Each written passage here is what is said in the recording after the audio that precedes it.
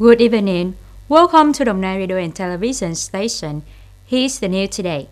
Despite facing challenge in the world market, with the spirit of fighting the epidemic like fighting the enemy, production and business in Đồng Nai province have almost returned to a normal level before the pandemic. According to a report of the Department of Industry and Trade, the industrial index in Đồng Nai province in the first half of this year increased by over 7%. The textile and garment, footwear, and processing industry maintained a growth rate of 7.7 to 70%. GC Food specialized in trading processed food, in addition to the two main products, aloe vera and coconut jelly, occupied the number one positions in the domestic market. In 2022, GC Food will bring to the market 70 products from factory. Overcoming the difficulty in the first 5 months of the year, the export turnover of wood and wood products still reached $7.15 billion and increased by 6.9% over the same period. The COVID-19 pandemic and the war between Russia and Ukraine has disrupted commodity supply chains, and the market situation is increasingly unstable. However, Đồng Nai province, with great efforts and determinations, has gradually controlled the epidemic and gradually restored the economy. In the first 6 months of the year, Đồng Nai economy grew by 7.06%, faster than earlier than expected.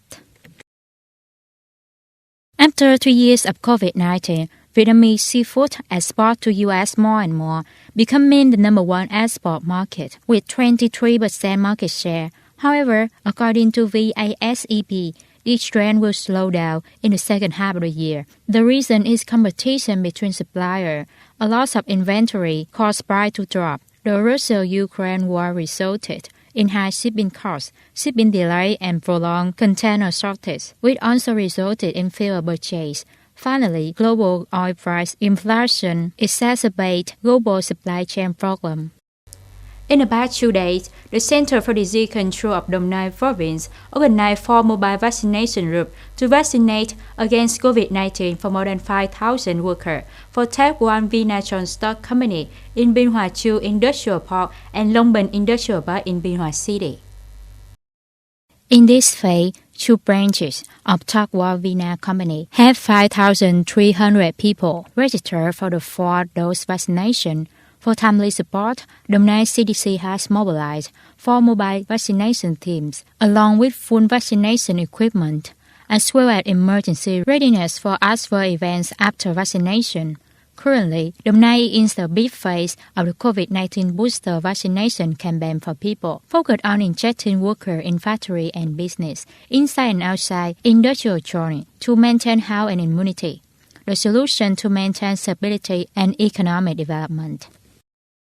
The media on June 26 reported that at the G7 summit taking place in Germany, the draft G7 joint statement committed to diplomatic, military, humanitarian, and financial support to Ukraine.